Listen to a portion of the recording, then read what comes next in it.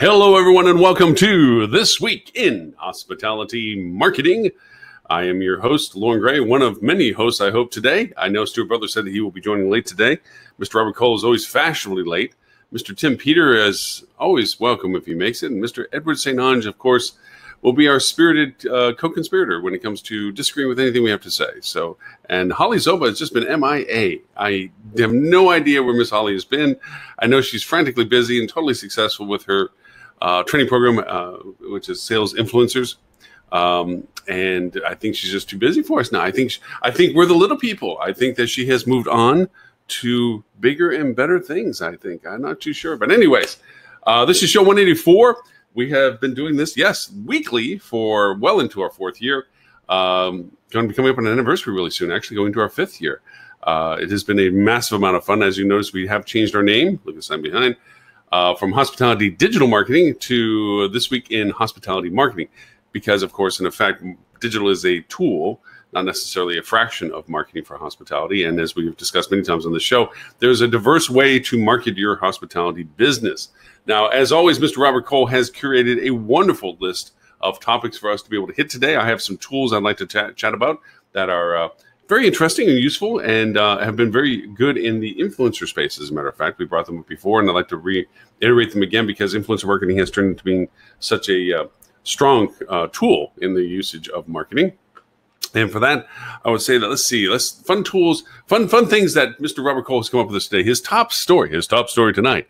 And I've made fun of this name, and I guess I should stop because Marriott's going all in on this. Marriott Bon Voyage launches today. What does that mean? Marriott has decided that, and for those who are member loyalty programs, there have been basically three programs running by name in Marriott since the merger of them in Starwood, the Ritz-Carlton, the Marriott Rewards, and Oh my gosh! It's like a bunch of people show. Mr. Robert Cole, how are you, sir?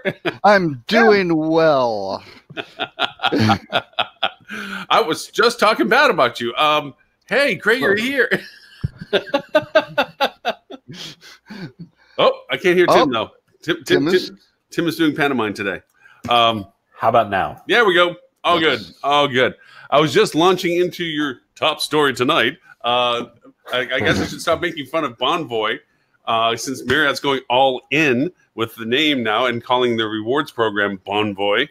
So I guess I got to stop picking on it because God knows. Why? Why do you have to stop picking on it? Okay, you're right. You know what? Screw it. I'm not going to stop picking on it. It's a stupid name. It's a stupid name, God dang it. Come on. Bon Voyage. Like, you all couldn't figure out something a little bit smarter. But I was mentioning the fact with the article that Marriott has aggregated their rewards program by name. I mean, they've been aggregated already since, 8 months ago. And now they put it under a single name now. So there's no longer Marriott Rewards, Star Awards. Well, and they also integrated all the platforms too. Yeah. They killed it. You know, I noticed that they're very fond of just shutting stuff off that has the word Starwood on it. Like, yes, we won the war. Anytime they get to just like, That's how it happens with most mergers and acquisitions. The acquirer generally erases the past of so the victor goes with the exception of Travel Tripper and Pegasus, but Yes, well.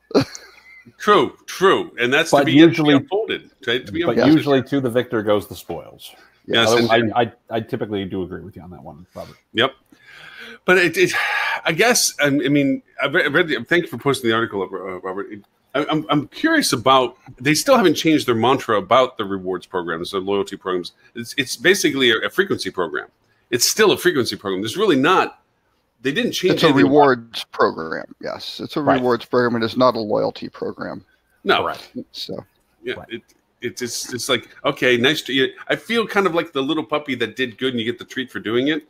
Like, oh, you stayed at one of our hotels. Here's a little treat. Here's a bottle of water. Yeah.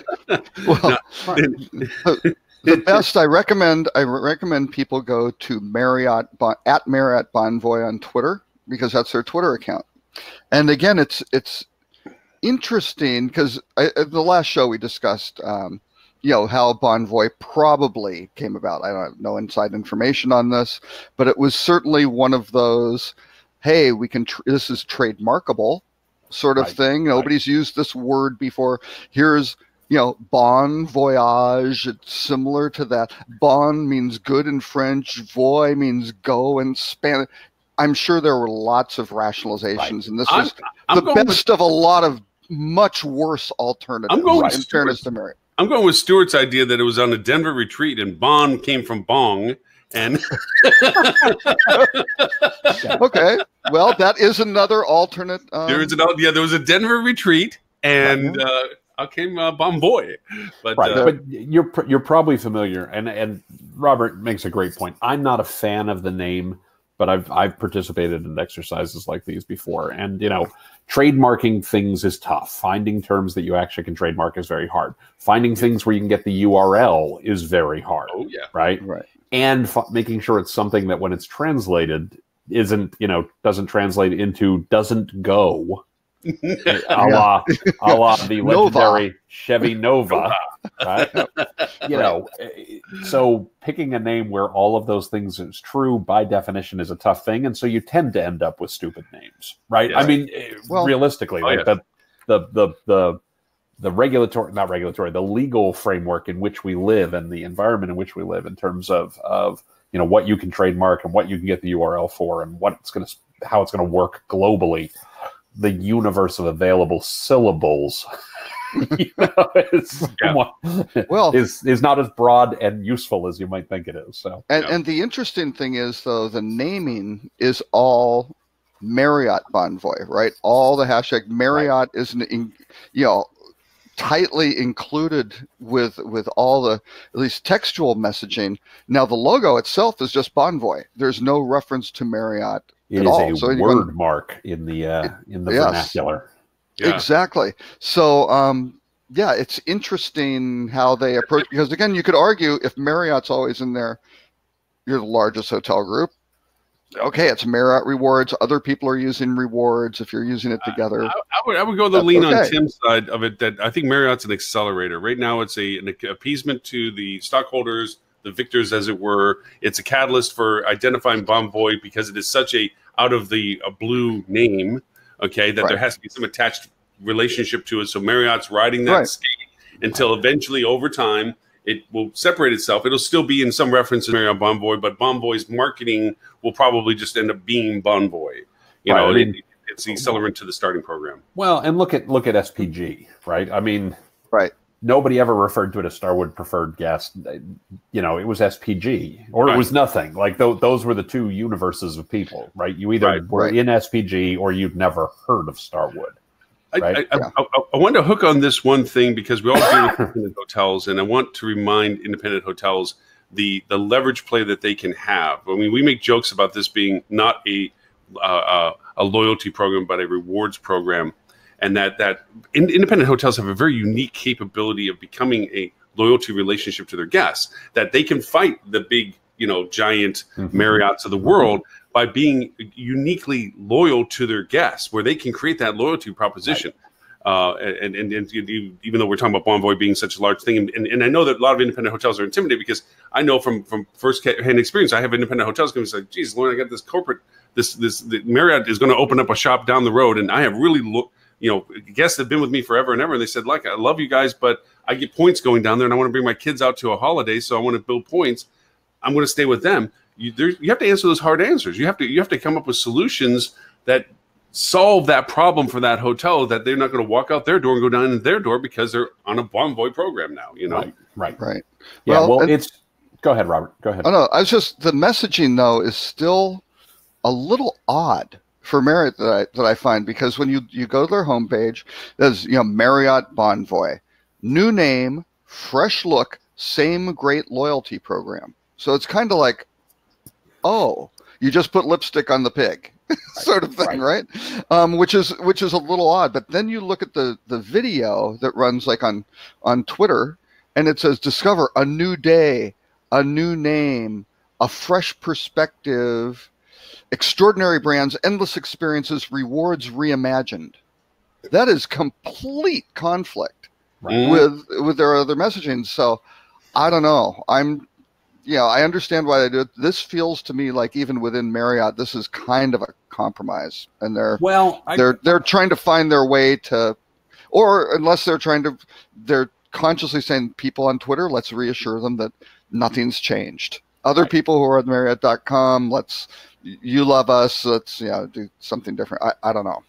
Well, I mean, here's the thing. I have my own perspective on this. I don't think I'm alone on this. Robert, you and I have had this conversation face to face at least one time that I recall. Lauren, we've probably talked about it, but we're usually drinking then, so I don't always remember. But I like to talk business with Tim when I'm sober, personally. But that's okay. I feel much more smarter when I drink. So, well, I will tell you, the drunker you get, the smarter I sound. So that's usually, I generally recommend people get a couple of get a little liquid. That's right. Get a little liquid sustenance before we go too far. Yeah. Which I really advise anyone watching the show right now. In fact, if you'd like, at 11:30 on a Friday morning, by all means, no.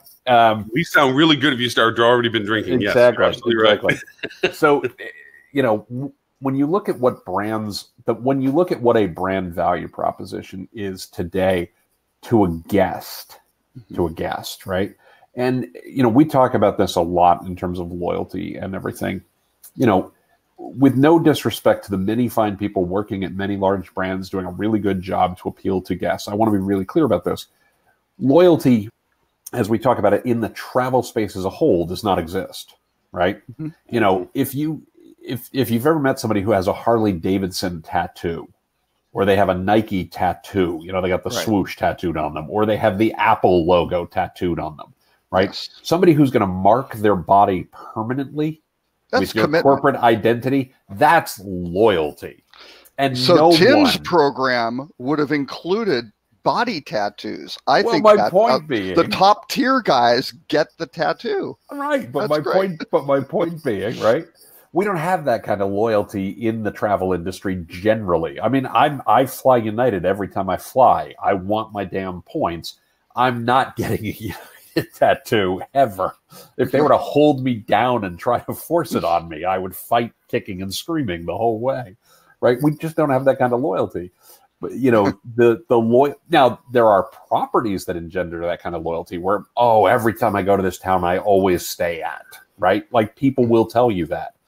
But that's not to a brand, that's to the experience they had, or the way they were taken care of at this one particular property. But so what the brands are offering in many cases is the loyalty program. If I'm the rewards program, if I'm the guest, right? And if you look at, when you go to Marriott.com, Bon Voyage is all over the place. It clearly is getting, I would say equal billing with Marriott itself. I think so. Yeah.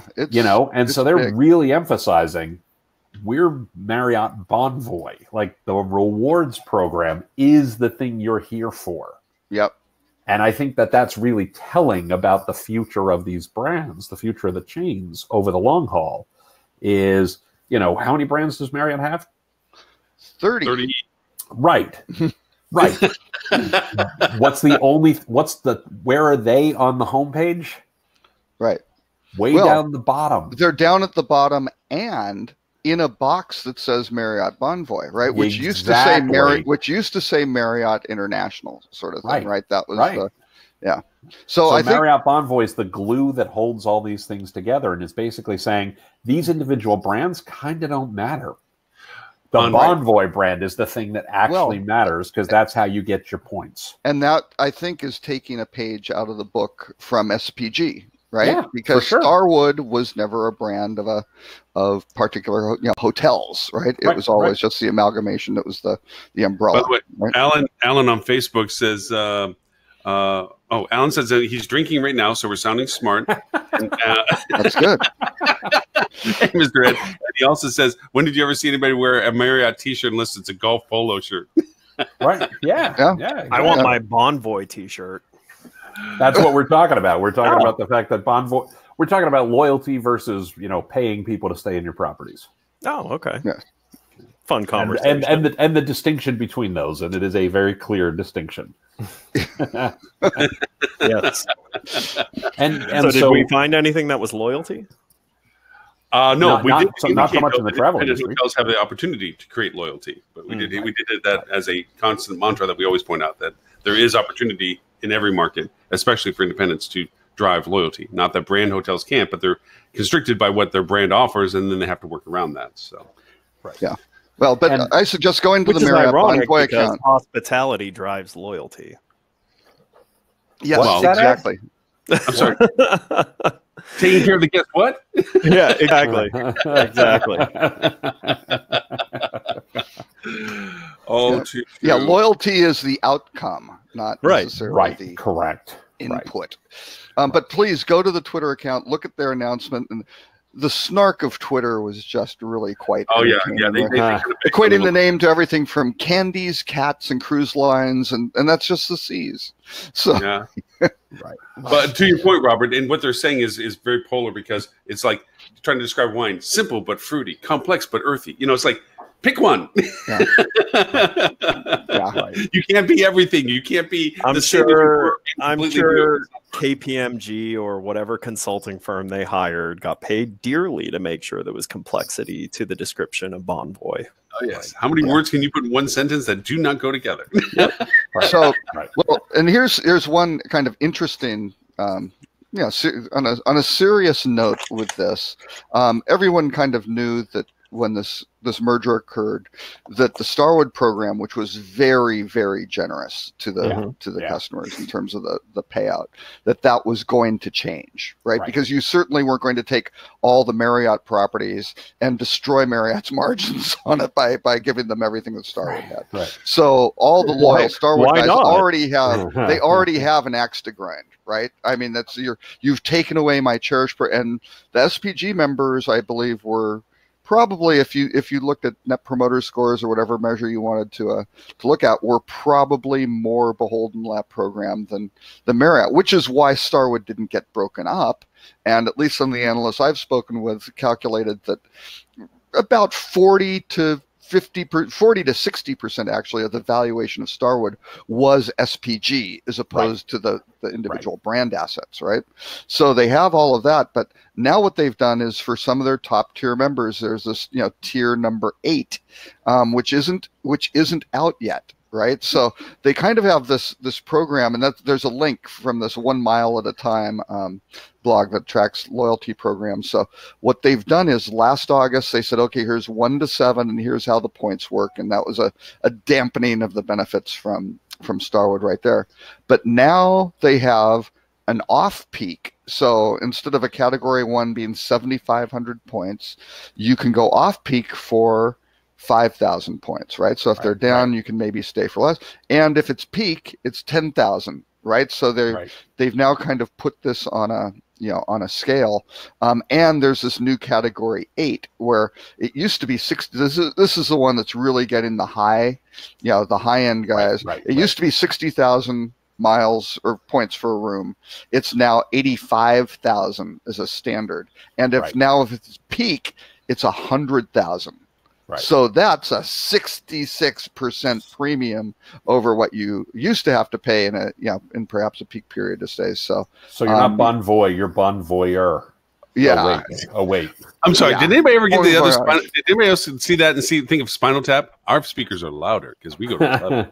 Yeah.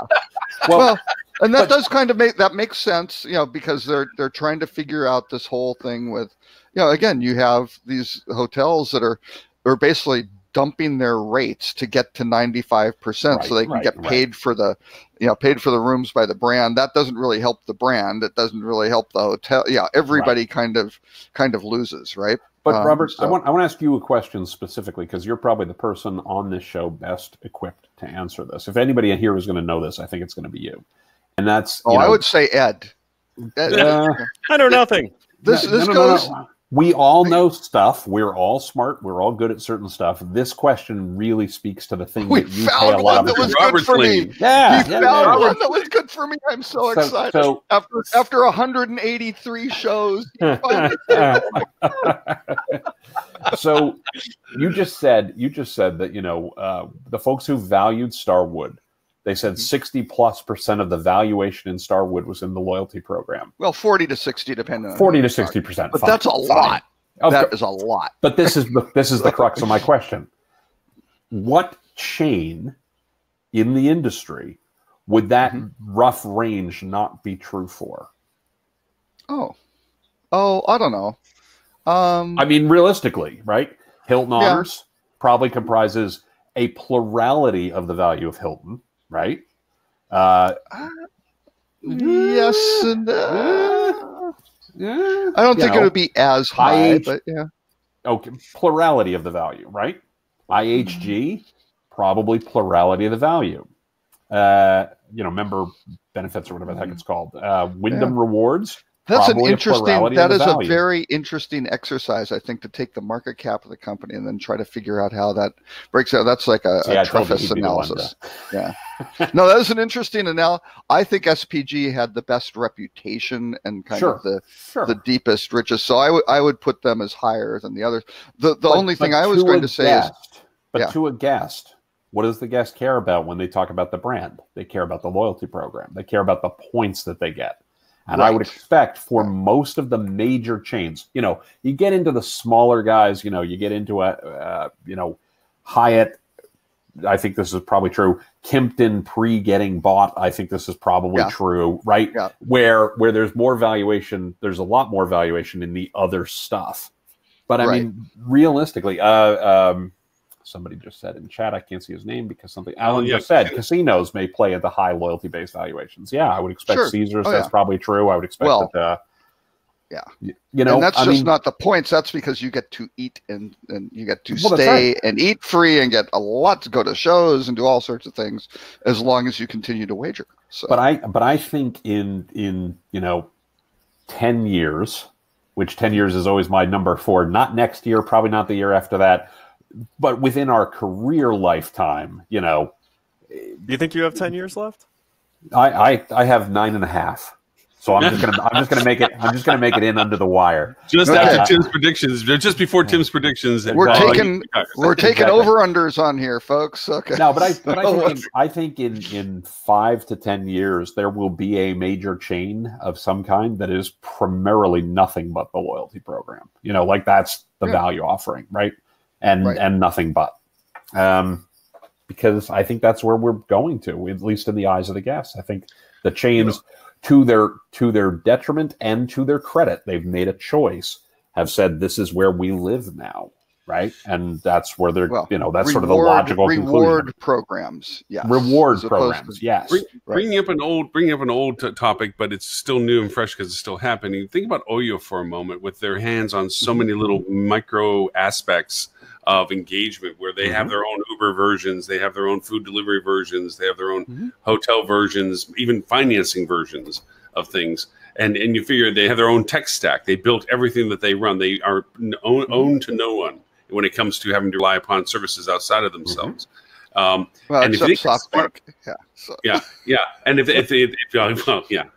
other than the bank that gave them money, but but the idea of it is that if they could create an Amazon-esque type of lead, know what you need, keep putting things in front of you mentality, and build a currency like you're talking about, Tim, that's about the loyalty relationship. The more you do, the more you get, kind of thing. You could create an ecosystem like that, and of course, you're only going to stay in that ecosystem because of the value proposition. It's like I'm traveling. I'm going to be on my Oyo travel. I'm going to go and find everything I need.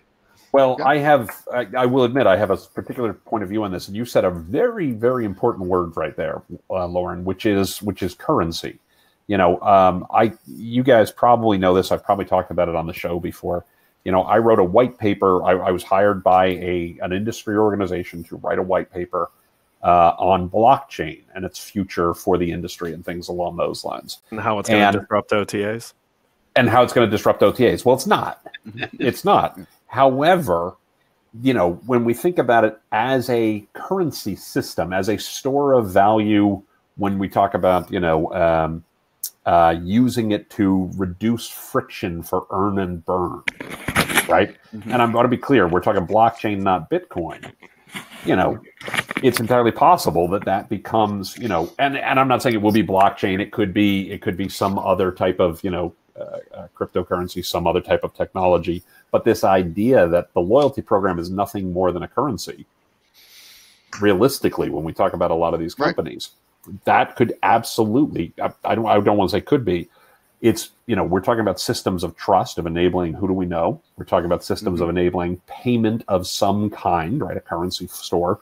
We're talking about, earn and burn, right? We're talking about having some sort of contracting mechanism to know that those things are true. I think that's really the more interesting place when you talk about some of these technologies that are getting a lot of buzz, and a place where Bon Voyage, maybe that's where they're heading, that they're saying, we're going to talk about earn and burn through lots of different things. And it's not just going to be hotels. It's going to be anything we can put our stamp on. Right. Yeah. Well, and I happen to be an advisor for a company, an organization. This section of the program sponsored by no,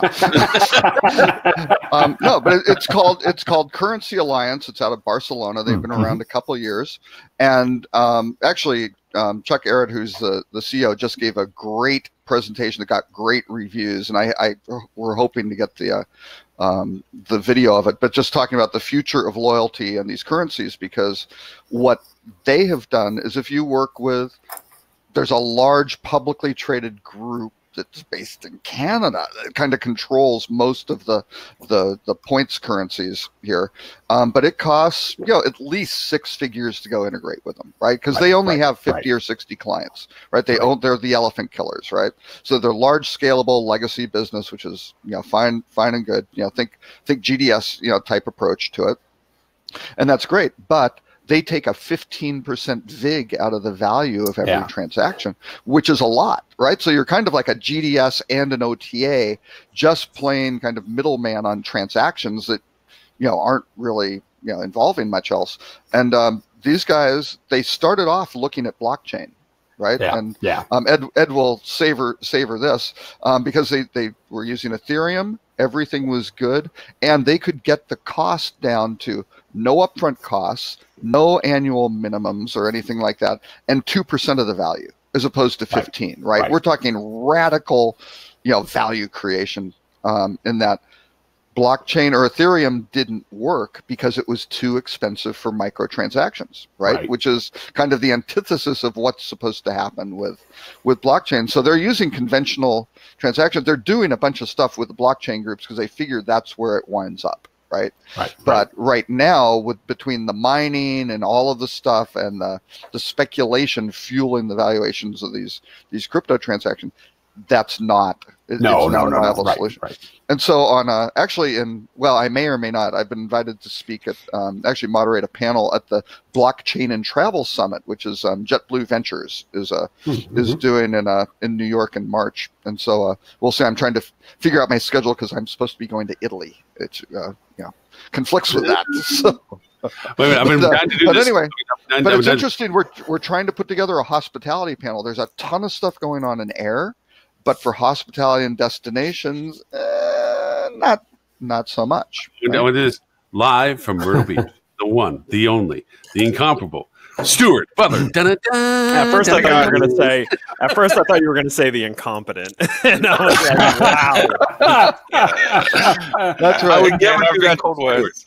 Say mean things with a positive tone, and people will miss it. That's right. Late to the show because he was escorted by his parole officers. So Stuart Butler, great to have you here. So. You can only walk so fast. That's right. Yep, you can't see his hands or his feet. So that's okay. Are those bars on the window or just a frame? He's so happy he joined. Welcome. I mean, I don't know if it's this beating I'm taking or tuning in and hearing you still talking about blockchain. I'm not sure which one. I really like more. Well, it started. No, it started on a panel for blockchain. We were really talking about loyalty and just. And I really, figured it was the Bon Voyage. It was the Bon Voyage discussion, and do hotel chains at some point in the future? Does at least some hotel chain at some point in the future become really nothing more than a loyalty program? That's really what led us down this direction. I'm certainly very much in the, yes, I'm saying that will be true, at least for all practical purposes, right? I think when we talk about, there will obviously be, stuff under the hood, et cetera, et cetera, et cetera. But I think that the bulk of their valuation will be tied up in what their loyalty program does. Yeah, and I think that's real likely in the not much like the airlines, right? Correct. How much demand have you aggregated off of that? Right. But the airlines, at least, they've basically divvied up origins and destinations. Right. Which, was actually interesting. Yeah. But there are airlines where the majority, if not all, of their profit comes from loyalty. It doesn't come from flying at all. Bob Crandall, way back in the day, when I was at Sabre, which was owned by American at that time, used to joke if he could get rid of the airline and just keep the AAdvantage program, he would have a very, very profitable organization. Right? Yeah, and it did. I mean, at that time, there's probably a statute of limitation. In 1999, I had a guy who worked for me who went to the airline because he took over just the City AAdvantage card. That was generating $1 billion back then. Right? I mean, just unbelievable because, again, all of those points are getting purchased from the airline, right? The airline isn't just there philanthropically letting American Express and the Visa, Chase and Citi and all these guys go. And you look at the valuation that those guys put on it to pay for those points to get access to those, those travelers and that demographic who are kind of locked in. Yeah, it's a compelling business model. I do have one question. You put in this sketchy article from Hotel News Now from some shady little organization. I don't know who. Distribution trends you care about most in 2019? Oh, yeah. No, that's part of their new program of really it's a mental health thing where they take someone who's struggling and they give them an avenue and it helps people kind of understand what's going on. What's his name? Peter something? I forget that guy's name. Peters. I think it's Peters. Peters. Yeah, Peters associated with something. Ed left on that one. I'm sorry. Yeah, exactly. Ed is shoring up the Tim Peter fan club. He's got to go do something. Peters, that's right. You went to read the article. No, Tim, I almost called you Peter. Tim, I thought it was an excellent article. It was an excellent article. Since we have the author, please elaborate on your wonderful article.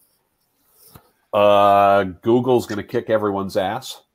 He doesn't remember. He goes, wait, which one was that? So the original title of the article and the title of a subsequent blog post, subsequent podcast episode rather, was Google is the beast that the 800-pound gorillas in your industry are afraid of, right? Realistically, they're not the 800-pound gorilla. They're the thing that scares the crap out of the 800-pound gorillas. And they're admitting this, too. And they are admitting this. The CEO came out this past couple of weeks and said that exact thing. That's who he's afraid of. That's his competition.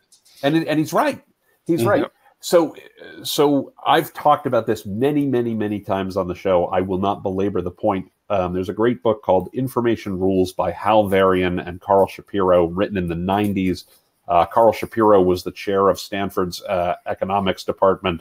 Hal Varian left Stanford, where he was a professor when he wrote the book, and is now the chief economist for, say it with me, Google. And they basically laid out that, one of the things that happens when you sell information products, right, of any kind, is that there's only two ways to win. You either become the place where everybody goes, or you have to be the niche, which is where the place where everybody goes points to. There's no middle class. There is no way to win. So, Expedia, Booking.com, TripAdvisor, et cetera, are in an existential fight for their Marriott, right, are in existential fights for their lives to be the place where people start their journey. And right now, Google's winning. Right? I mean, plain and simple. Will they always win? I have no idea. But they sure are. They're sure well positioned to win, and they're sure making all the right moves to win. And at some point, it's entirely likely that guests, when they open up their phone or they open up their laptop and they're saying, okay, I'm thinking about taking a trip. We already know quite a few already start at Google, a huge chunk. But some of them aren't going to open the Expedia app. They're not going to open the TripAdvisor app. They're not going to open the Booking.com app. They're going to go to Google, and that's where they're going to go. Or they're going to go to Facebook, or they're going to go to Instagram, or they're going to go to one.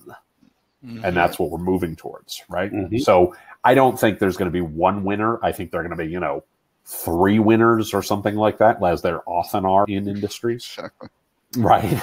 But but it's not going to be, you know, Booking and Expedia. And yeah, Alan Young asked, what about Amazon? Amazon's certainly a possibility. They're certainly a very real possibility. They don't seem to have come out of the blocks strong when we talk about travel at all. They don't seem to have done well in that space. Well, they've come out of the blocks 5 times. Right, they've tried it a couple of times and fallen on their face pretty much every time. So but they have a big leg up in the next round, though, right? Because of voice. Because of voice, and because of how we interact with information, how we access information is fundamentally shifting to a voice-first world.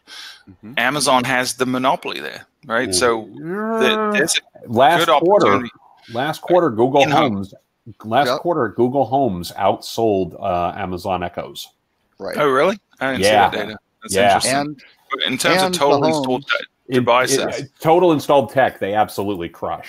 But and they have a breadth of tech. And another article that you pointed out, I'm foreshadowing here, but that's an even scarier proposition as they acquire router companies, right? So providing mesh Wi-Fi. So they're going to own the home. And on Google, certainly the game they're trying to play. People have to remember on Google with voice being an Android. I think I'm still the only Android guy on this show, maybe. But Google Assistant is on your phone. It's everywhere. You use voice for, or at least I use voice for a massive number of requests. And I ask, what time do restaurants close? How long is it going to take to drive someplace? All those sorts of things vary. That whole conversational commerce thing. And boy, talk about, with so many people talking on the phone, the whole natural language processing, figuring this stuff out. Google has more data than anybody. For sure. Right? And all so let's assume Amazon doesn't become a major player. That means even worse for these guys, for the Expedias and the Booking.coms and TripAdvisor, because they're not in that space. They're going to get completely cut out of the funnel. And when you think about it too, from an economy standpoint right now, there are patterns where someone goes to Google, right? Google's getting their piece by someone clicking on an ad to TripAdvisor. TripAdvisor now gets their piece by selling a Trip Connect ad to Expedia. So TripAdvisor got their piece. Now it goes that consumers ended up on Expedia. Expedia sells the booking, and they're getting their piece through the commission. So you got 3 people here that have taken a piece out of the pie before the hotel gets their revenue. Right. That's not a healthy situation for us as an industry to be in.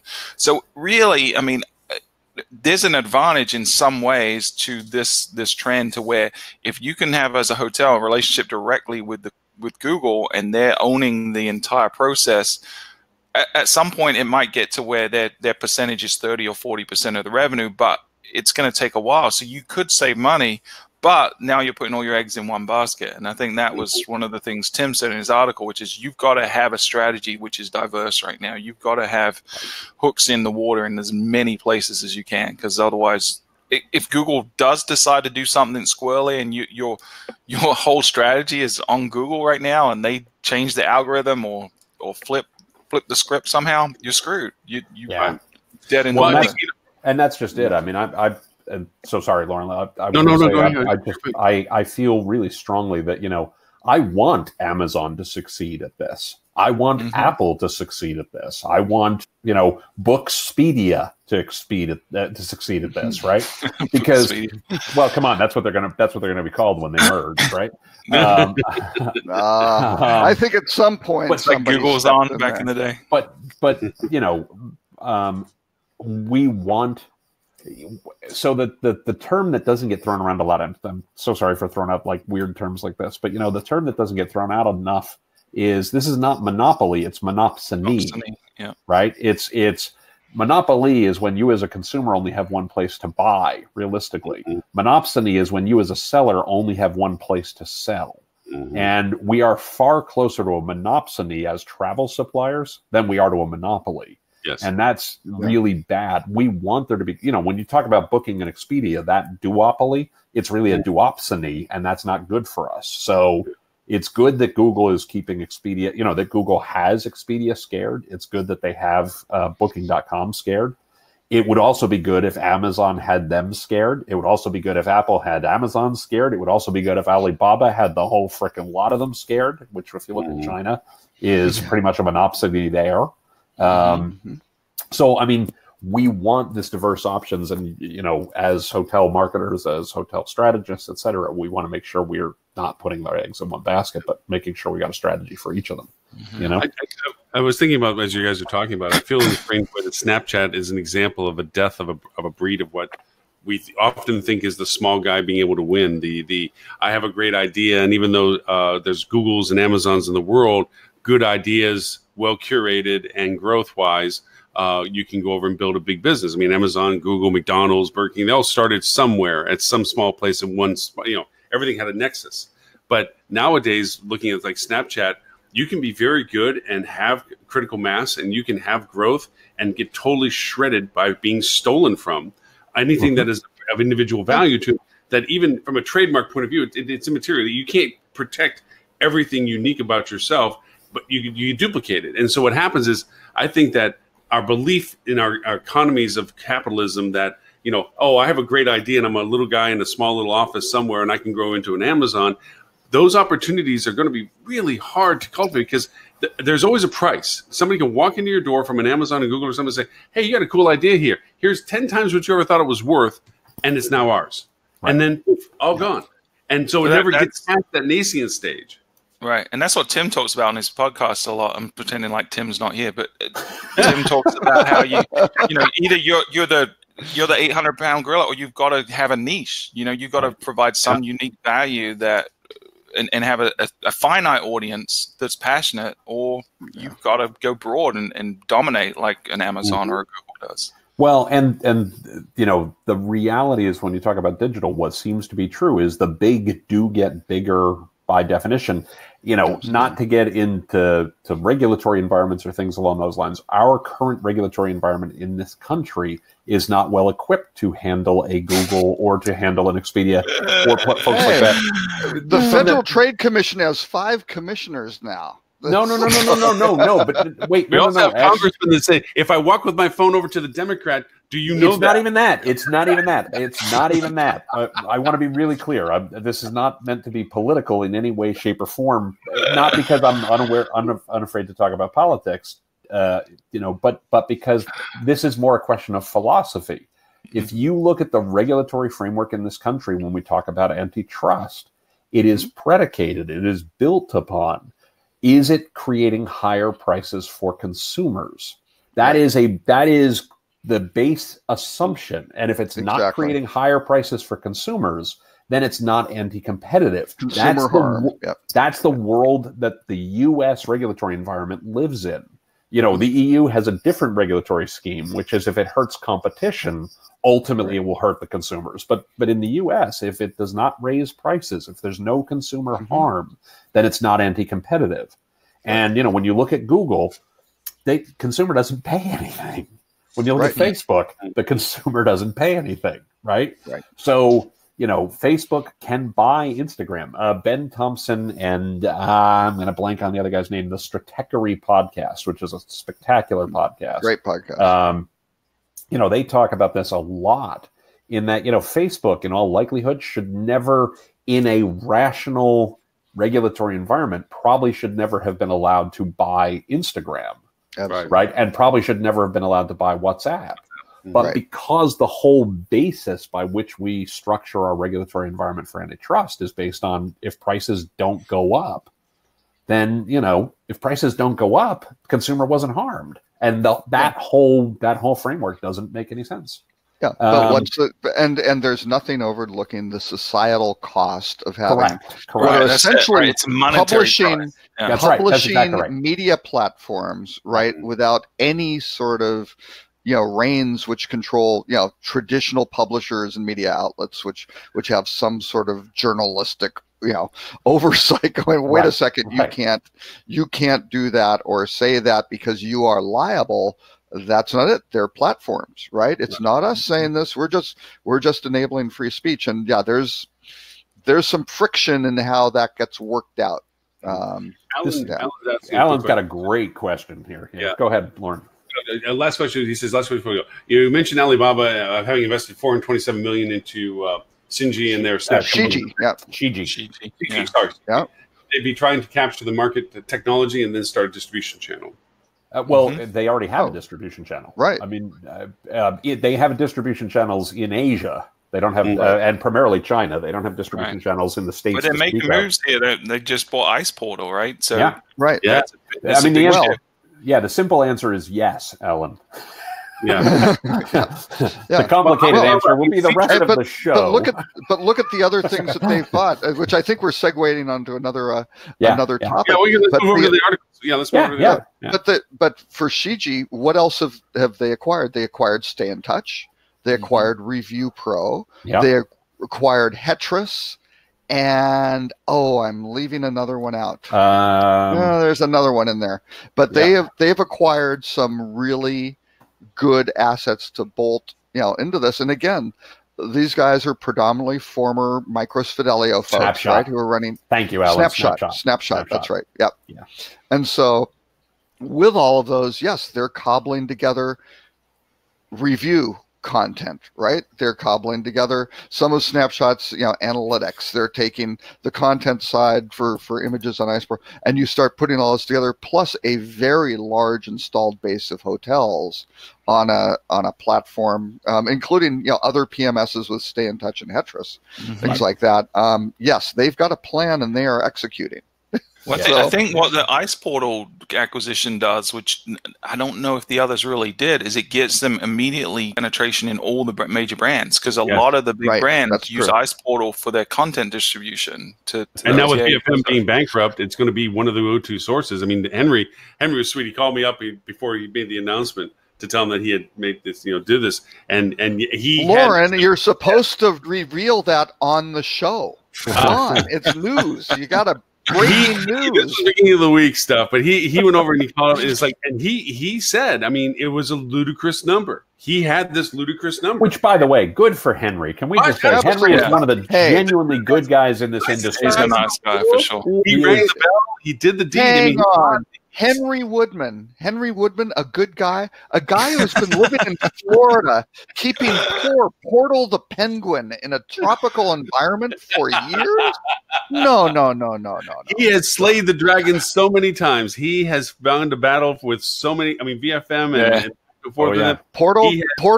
He told me Portal is now enjoying himself on a frigid beach, enjoying like sushi grade tuna. So Portal's doing fine, I think. Portal's the real winner in this acquisition. Right. Henry, it couldn't happen to a nicer guy. Could not happen to a nicer guy. Right, absolutely. And by the way, if Shiji wants to back up the truck for Tim Peter and Associates, by the way, my number is 201.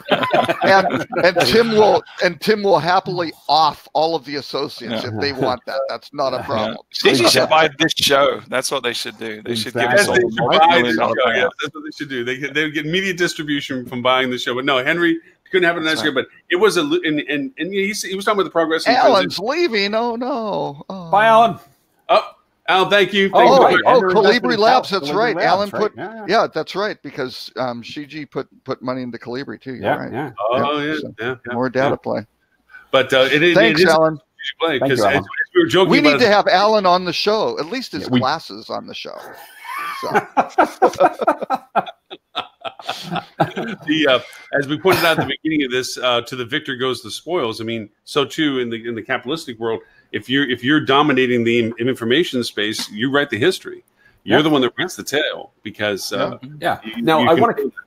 do want to come at this from the other side, though, because if you think about what the OTAs have been doing, with Expedia-powered technology, right, and their investments in Alice and things like that.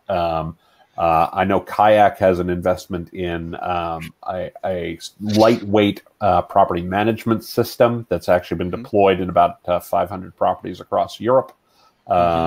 Which one's that? I'm trying to find the notes. That's I know that it exists. I can't think of the name of it right now.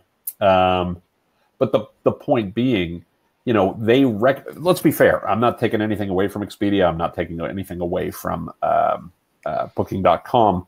they recognize that their organic growth by signing up new hotels is basically over, right? Is essentially coming to an end. I mean, if there is a hotel that is not on these platforms today, well, there aren't many of them, right? Right. Yeah. Unless it's a new build, right? Unless it's a brand new build, right? Right. So the kinds of growth that they've historically benefited from, they're not going to get that way. So they have to get deeper into the value chain in other places. So, Shiji's showing one path, which is buy the technology and then use that to get into the value chain that way. Expedia and Booking have obviously been in one part of the value chain and are looking how they can extend that a different way, which could be a good way to win against Google because maybe they're the connectivity partner for everybody at some point. Maybe, right? I don't know the right answer to that. I think that's going to take time to shake out. Do you think, I'm going to ask a question, sincerely a question. Do you think that there's still room in the world for a hotel group yet to be created, but to create of themselves and to keep the Southwest Airlines strategy? We're only going to be found on our own platform. We're only going to be bookable in our own environment. No question. Oh, absolutely. Okay. Oh, absolutely. Yeah, without question. You just have to have a very unique niche on that, and Southwest stuck by their knitting, right? I mean, they didn't go down the path of pre-assigned seating or boarding passes. They used one type of equipment. They figured out, here's how we get all of our costs under control very efficiently, and they even survived the Wright Amendment, which was designed to absolutely neuter them, with DFW Airport, right? I mean, they stuck to what they knew. I would argue Airbnb is that today already. I would say so. Yep. Right. So absolutely. I mean, but I would think there's room for others to do a similar thing, for sure. I also have a theory. This is something I've been thinking about for a while, and I've never really said this out loud in a public forum. So you guys are hearing it here first. And are we on a 3-second delay, Lauren? No. Hit the mute button quick. Feel free to shoot this full of holes, because this is the first time I've ever put this in front of a panel of my peers, and I would love to get some thoughts about this. But I have this theory that the guest acquisition, that there's always going to be a cost of distribution, and that the cost of distribution is going to fall into a certain narrow range of possible costs, because we know it's going to cost more than zero, right? Sales and marketing and things along those lines always have some cost associated with them. We know that travel agents have always charged 10%, always get paid 10%. Now, we've seen downward pressures on that, so maybe 8 becomes the new reality at some point, or the like. But anything that's too expensive, you're just going to turn it over to travel agents. You're just going to turn, you know what I mean? You've always got that as an effective floor, right? And when we saw people come in, who got real expensive, like Expedia, when they were 22% and stuff like that, it created this big universe for new competitors to enter the marketplace, Booking.com, et cetera. Yeah, exactly. Right? Your margin is my opportunity. And so the natural cost of distribution is always going to be somewhere between 10 and 20%, always, because it gets much lower than that. You can't really do business, and at that point, it's just an OTA. It's just a travel agent commission. Well, yeah, you get too much. You get more. You can do business, but it's hard to scale, right? It's hard to really scale. Get big. It's hard to fill your valley periods and things like that. Right. Yeah, right. And you get much above. You get too close to 10 or above 20%, and you're just opening up the doors for new entrants to come in and compete with you. And so, I think that's sort of, when we are thinking about our distribution strategy, thinking about our marketing strategies, the reality is you want to try to hold those numbers as close to that floor as you possibly can. But that floor is a natural floor. There's a natural floor and there is a natural ceiling. And when you do your job well, what you're doing is you're driving those costs as close to the floor as you possibly can. But you're never going to go below that floor in reality, actual practice, at scale, and I think that's so to your question, Lauren, if you want to come into the marketplace as a newbie, you can probably, by the way, you were saying folks who can do that. Oh God, I've completely blanked on their names, and I love them. Citizen M did that for quite a while. That's what I thought when I thought about that. It's like, that's what's the most recent example in my head of we're going to do it our way, and we're going to be unique in our own way, and you can only book with us on our own, with us. But at a certain point, if you want to scale, you've got to open some additional channel partners, right? And they're out on everybody now, right? Yeah, which goes back, and that's going to raise your cost. But again, you're just going to say, how do we ride as close to the floor as we possibly can? Yeah. Well, look at Disney. Look at Disney properties and things like that, though. Yeah. You kind of go, well, could they zero out commission? No, they have not done that. They're still providing commission opportunity. Hey, how do you do this? Sell this new product. Now, it'll be interesting with the Star Wars hotel. Could they go out and say, we don't need any? They came out and said, we're spending $0 marketing in Star Wars. Zero marketing. They literally said our marketing strategy is opening the door. But they will still pay commission to travel agents, I believe, on that property. You would imagine, what's the budget for episode 9? Come on, they have a big budget, right? Yeah, exactly. They're making a 2-hour-long commercial for it that releases December 24th, 2019. That's right. But that goes back to the fundamental business that can possibly question on future businesses is when is big enough? And do we always think that it's a race to get from small to big? If you're willing to accept moderation on your growth, like say Citizen M, they don't want to be the next Marriott. They want to be Citizen M that's uniquely qualified for their locations, for their business. And they're not out to monetize in a scale like this. They're monetizing in a scale like this. And they're happy with that environment. Is that something of the future that, to beat the big beast, you don't become one? Do you say that's what, if I can say, that's what Stuart pointed out about what I talk about on the podcast a lot, and it's not my idea by any stretch. Are you quoting me, quoting you? Is that what just happened? I'm quoting you, quoting me, quoting Hal Varian and Carl Shapiro. Him, wow. Right. We've got quoteception going on. That's right. That's weird. But it's you are. I can't remember the term that they use, and it's funny because I say it all the time, and now I've just completely drawn a blank. But you are the choice, right? You are the aggregator where everything is, or your niche. Now, niche doesn't have to be tiny. It just means you have to be narrow, right? Right. Citizen M could have been niche with. Yeah. You're specialized, right?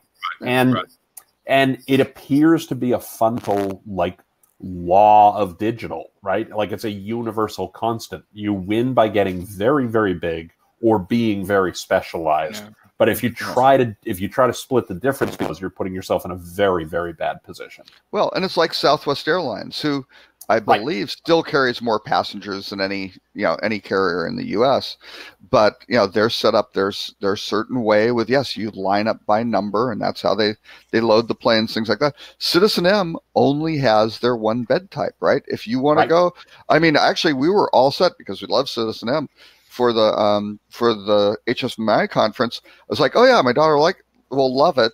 And it's like, oh, they only have the one bed. We aren't going to pack all three of it. Now, it is an oversized king, but I don't know. Yeah. So, but again, they've decided that's their lane. They don't want, by design, a bunch of families. Now you can buy a second room and things like that. But, as far as I know, I don't think they have connecting rooms. It's a very straightforward, pure product, which is great. One of the articles you brought up, Robert, and that is the hotels being pushed in because of the Airbnb. Alternate ways of identifying their hotels. Yes. A link in there. One last thing on the scale, though, when you're talking about data and artificial intelligence and things like that, the more data, if you can benefit from the network effect of the more data you have, the better your systems get at understanding things.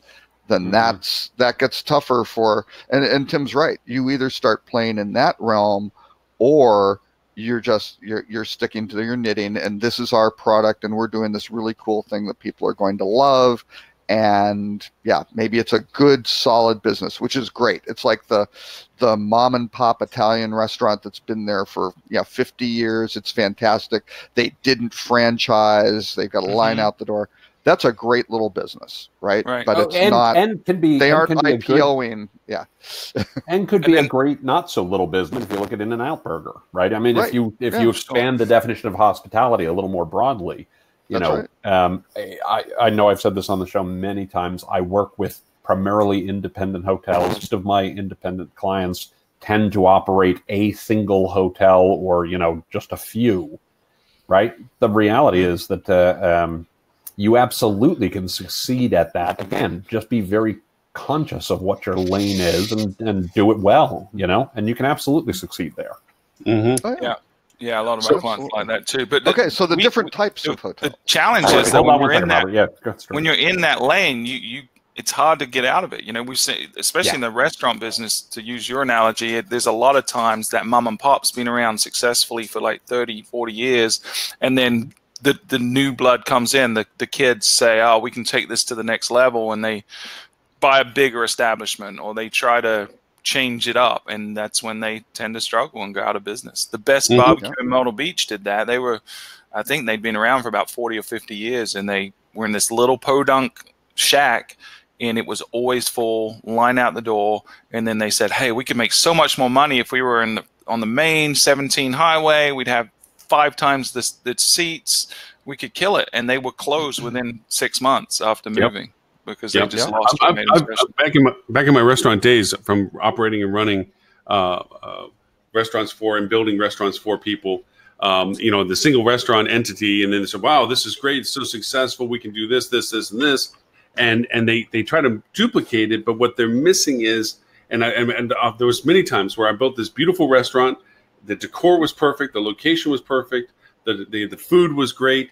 But the little podunk, been there since forever, dirt floor, peanut shelled ground, warm beer, you know, mediocre food, was packed all the time because of the quality of the relationships they had with their team. You can't duplicate the team every time you duplicate the restaurant. And the culture of your team is what really defines the relationships that make you popular. So even though you can have good food, and you're still getting the same good food, but if the server that was the one that you liked isn't there anymore, it changes the feel of the value of it. And that's the unfortunate part that happens out of that, is that, you know, that duplication creates an homogeny that isn't something that is as loyal, that you're much connected to. So and you're right, Lauren. Lauren's Troffen Brew should have been a wild success. You know, it was so good. Yep. I would eat it every day. That sounds perfect. Food, always there, and the beer was kind of cold if you just gave it enough time. All right, so hey, I had some really great restaurants. There was one I had, the mojo chicken sandwich. We did, and I didn't think much of it. It was just like, okay, so we marinate the chicken and we did the sandwich. We couldn't make those things fast enough. It was, I mean, line out the door stuff all the time. And it was like the just one of those things we just grabbed out of the air, saying, "Oh, let's make this sandwich on the menu." It turned out to be the signature of one of the restaurants I had. So it was number one selling item at Chick-fil-A: fries. Waffle fries, can't beat them. The waffle fries, people love them. So, would you get a blue room or a green room, Mr. Robert?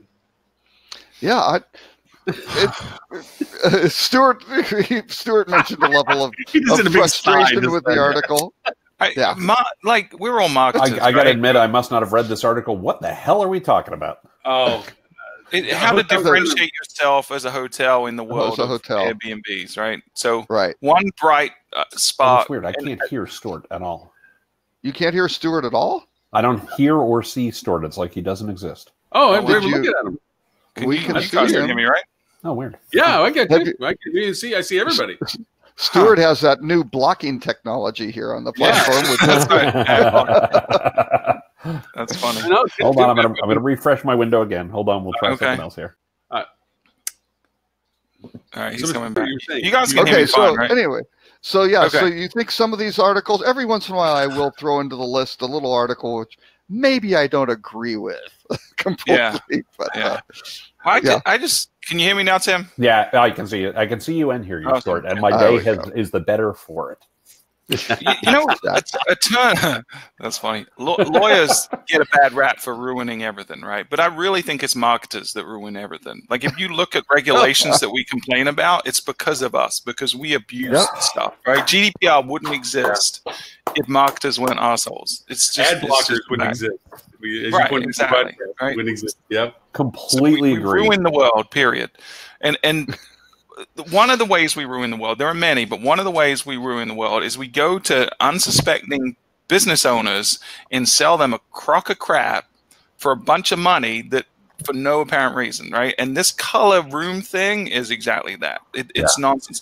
And when you dig into, well, why did you pick yellow and blue and green or whatever it is? It's like, oh, they're just commonly associated with these emotions. But it's just all marketing nonsense, which can be effective. And if the owner had come up with it on their own, I'd say, worth a try. Good luck to you. Nice to have something unique. But someone probably spent way too much money getting this half-assed idea off the ground. That's, well, it reminds me of how many owners that opened up a lofts regret they opened up in a loft because they have to keep changing the stickers on the wall every month. But then again, it also reminds me of those roadside hotels. Do you want the Elvis room or do you want the love pit with the hot tub and the spinning bed? Right. This uniqueness. It's fine if we could keep the inventory capable to being identified to the people that would be most interested in it, but we're not at that point. And so, wanting to stay in a lodging somewhere, saying, "I'm sorry, sir, we only have blue rooms tonight." What? I mean, and they said blue is the most popular because it's probably the least offensive to people. It's the most natural, neutral color out of them. I probably don't want to stay in a bright yellow room. Most people don't. Make all your rooms blue. You'd probably have more demand than this nonsense. Right. It's a matter of commodities. It's what you're going to the people of interest. Or just make them unique and have you have 4 or 5 different color schemes. Sure. These are cool. They're well designed. And again, how do these things hold up in terms of maintenance and repairs and things? Because boy, you see the green room, you go, yeah, that's trendy now. I wonder if that's going to look like in 5 years. If people go, is that cool? We have a wonderful mixed-colored shag carpet room if you're interested. I think what annoys me the most is it's just so arbitrary. Like the fact that they're trying to justify it without any data to back it up. They're making it up as they go along, and that's frustrating. I don't mind the uniqueness. Having different color rooms, great. Have at it.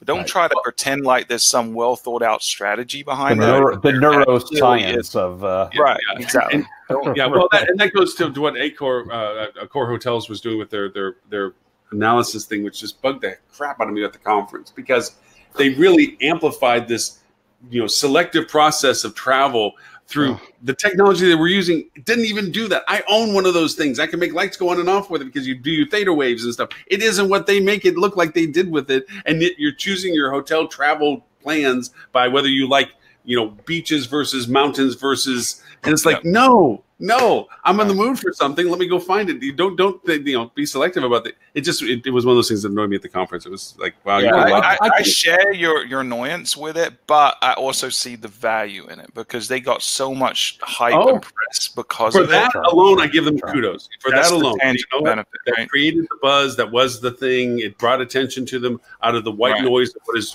basically presentations from everybody. Absolutely. For that, I can't get anything off the table. So since the niche thing has been sort of a theme of this show, we keep coming back to, one of the great things about digital, one of the great things about the internet, one of the great things about Google, one of the great things about Expedia, et cetera, right, is we live in a universe today where you should be what you are and let the people who want that find you, right? Yes. As long as it's a thing that people actually want, there's enough of them out there that they can find you and work with you and the like. So, that's the thing that I think where people go wrong is they chase the latest thing instead of trying to be what they are. Yes. Just be what you are. Be what you're good at. Do what you're good at. But to that caveat, and this came out of your podcast, Stuart, was that everybody, at the end of the day, is still a room and a bed and an accommodation. It's the uniqueness of what you're providing around that as well. The level of service, of guest interaction, the location, whatever it is, you have to be that too. Not just the bed and room. It's the entity of who you are as a business, what you're offering as service, and your engagement with that. So, well, my buddy Mike Moran has a great line. I use it all the time, but he's got this great line where he said people don't define differentiation correctly. Right? We talk about differentiation, and we always talk about, it's the thing that makes you different, right? And he's like, no, that's not what differentiation is. Differentiation is the thing that's so different from what people do that the people who want that would be an idiot to not buy from you. Yeah. right? Things Like make it better. Yeah. Right. Like, well, and just the thing of who's the customer you're trying to talk to? Who wants the thing that you are? Right. Be what they want so much. Right. So much that, of course, they would buy from you because they'd be stupid to buy from anybody else. And if you do that, they're willing to pay a price premium for that. And that is what is really the litmus test for loyalty. Absolutely. Absolutely. Well, not the point. I've told this story many, many, many times, but, I always loved the Jeff Bezos thing where he talked about when he started Amazon, he said, people ask him what's going to change in the next 5 years. And he always said, it's always more valuable to ask what won't change. And he said, the things that he knew weren't going to change was people wanted broad selection. They wanted low prices. They wanted fast delivery. He said, he could never picture a universe in which people would come in and say, no, I want fewer options. I want them to cost more, and I want them to take a really long time to get to me. Like faster, cheaper, better.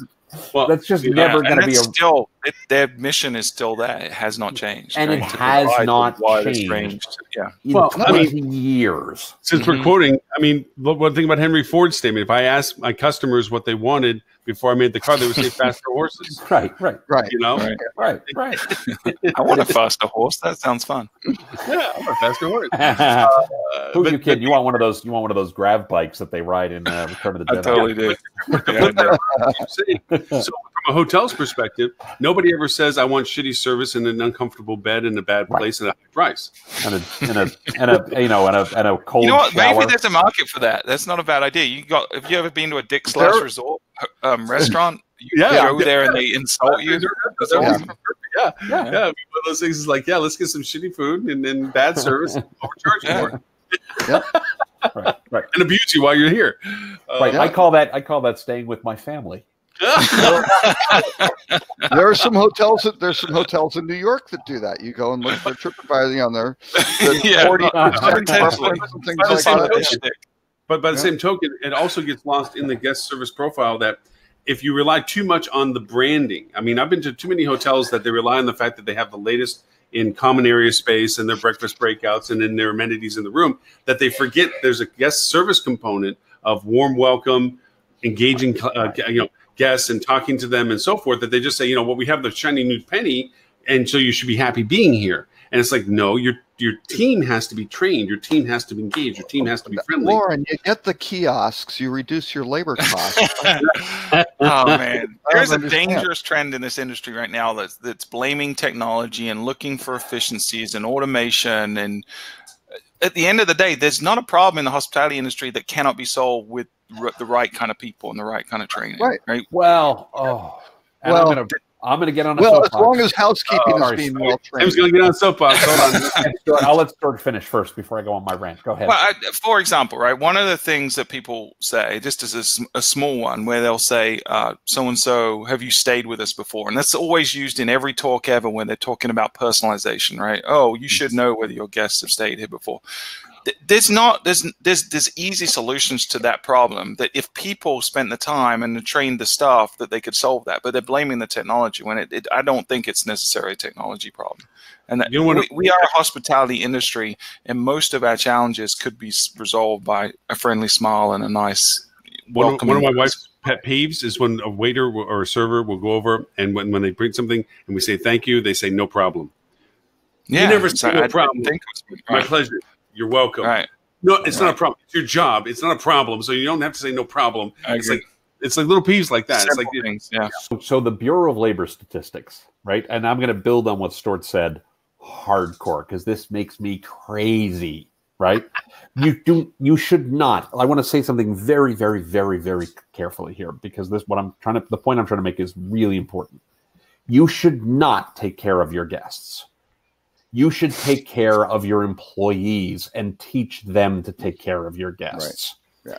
This industry, according to the Bureau of Labor Statistics, has a 74% turnover rate. 74%. You want to lower your cost of labor? Don't keep training them every 6 months.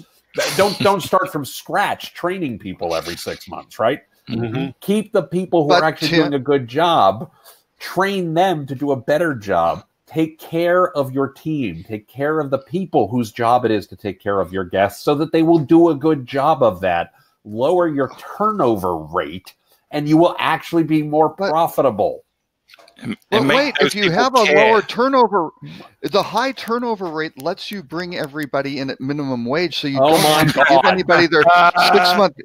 You don't have to give them those increase. And what are you spending money on training for? If you cut that out, you can save all that money too. Yeah. My favorite quote, since we've been doing quotes, my favorite quote, this is truly one of my favorites, was I was there the first time I heard somebody say it. I know it's been used in other places, but I literally was in a conversation at Charles Schwab in 1996, and somebody actually said, yeah, but if we spend all this money on training, some of these people are going to leave. And somebody else in the room said, yes, but what if we don't train them and they stay? Exactly. Here's an interesting thought when it comes to training. And Bonnie Buckheiser, I have to give her credit for this, and she calls it Xerox training. And so you buy a software, you buy a service, or you decide you're going to train. So you bring this product in and you train the staff that's there. If you're lucky, 40% of what you trained is retained. Right. Okay. Mm-hmm. Now you leave, and through natural attrition, by not taking care of them, a new couple people are coming in. They're being trained by the people that were first generation trained. So you figure that they're being trained with only 40% of the retention. Let's say they keep 40% of that retention. Mm-hmm. How far has that been scaled down? Eventually, by second or third generation Xerox training, you have such a blurry copy of that they don't even know how the software, the capacity of the software, the variations of the software. Even if you keep it updated as being a good vendor, nobody at that property has near the scale of understanding how to use that software, except for the small little incrementalities that they use repetitively, being trained by the trainer, by the trainer, by the trainer, by the trainer. Right. You know, so you have to use perpetual training. Yeah. Right. But the bigger problem isn't that they don't know how to do their job, but no one knows why they're doing that in the first place. Yeah, that's right. Oh, the monkey thing. Remember the monkey thing? With the thing where they put the monkeys in the one room and they put a bunch of bananas on the top of a pole, and anytime one of the monkeys went to get the pole, they hosed all the monkeys down with the hose. Okay, so then the monkeys stopped going over and trying the bananas because they knew that if they tried to go for the bananas, they get hosed. Well, then they took and put a new monkey in, and monkey saw the bananas. All the other monkeys beat the monkey up because they knew that the monkey didn't go for the bananas. They're just going to get hosed. That should be as funny as it is. That's awesome. I know. I worked with an organization like that before. Actually. Right, yeah. All the monkeys. Yeah. So these monkeys have never been hosed, but they all know not to go for the bananas. That's right. We call that the Dread Pirate Roberts effect. So I would challenge the industry as a whole, right? Because there's a tendency right now, a lot of software companies are selling the value of their product as it's more efficient, you can cut down on staff costs, right? That's the value proposition and justification. How about instead of that, say, okay, now we can spend more time with our staff on training and motivation, in spending time with our guests, because that ultimately is going to be a much better ROI than cutting a few $1,000s off your bottom line every year. That's exactly right. Well, and hiring the right people to begin with. Yes, absolutely. You want to hire people who have an orientation toward hospitality, and then you can train them to do whatever they need to do. But boy, the other way around, going, yes, this person can type on a keyboard and check somebody in. If they aren't hospitable, you aren't going to get that trained. I used to say, I can teach you anything that I know, but I can't teach you motivation. You're going to want to know it to do it. Yeah. You can't just be taught that, that you're going to be excited about it. But to that end, and I'll say this from a perspective of what I currently do right now, I keep monitoring. There's clients that you roll through. We all have clients that we used to work with that we don't work with as much now or hardly at all. But I keep track of what they do. I see what they do. And a lot of times, ironically, I'll find and see, well, they've kind of ventured off the path here. They're kind of their site's breaking down, or their strategy seems to be getting soft, or whatever it is. And I'll reach back out to them and be like, hey, I just just popped in and looked at some of the stuff that I we used to do with you guys, and you're doing this now versus that. Is everything okay? I mean, and they're like, oh, well, we have somebody new, or, we haven't been watching it. And a lot of times they just appreciate the fact that there's always a realignment that has to go on, that you do have to keep watching and make sure that the things are still running the way they're supposed to. And even though they put in somebody well-intended, maybe they're not doing it as well as they should or whatever. But a lot of times it keeps a great, I've always found they appreciate the relationship. I didn't charge them to do that. I just said, hey, you might want to take a peek at this. and look at this. And next thing you know, they're happy for it. Maybe they find something else they want me to do for them, or maybe they all of a sudden somebody that they know says, you might want to talk to Lauren because he actually does care about what goes on or something. So it does help. And that's goes into the hotels. It goes into the restaurants. The same thing. Your guests and your staff should be that kind of people that are worried about the experience that the guests have at the hotel. That's exactly right. That's right. Exactly right. Yeah. One thing that we didn't touch on, there was a article on, because we did touch on Google, but Google continuing its quest to be a one-stop shop for online travel, which has gotten zero press. But I noticed this on my on my Android, was when you go to Google Flights, which is a very, very powerful flight platform, which is pulling traffic from the OTAs and the metasearch folks. What happens now is you wind up with a variety of tabs. The second one being hotel. Oh yeah. And then they have another one for packages right there on Google Flights, and not really an announcement, very low key. This Quartzy article was really the only one that I found that even mentioned it. But it's getting interesting. They're bundling this stuff together, and the fellow, again, Google is putting some of their A-tier resources on travel. I mean, we've talked about Oliver Heckman before. The product manager for this, actually, I won't say his name because of the way I'm framing it. His name is only his first name at google.com. Right. That means you've been there a while. Right. I think he joined in 2000, 2002, something. He's now the product guy for travel. I mean, they are seriously putting their A-team folks on it. And we'll do a shout out. Cody, based in Dallas, who is a great Fort user. Worth, but that's okay. Okay, your point. They will tell you Fort Worth as opposed to Dallas. Yeah, that's true. It's the megapolis of Dallas, Fort Worth. You're right.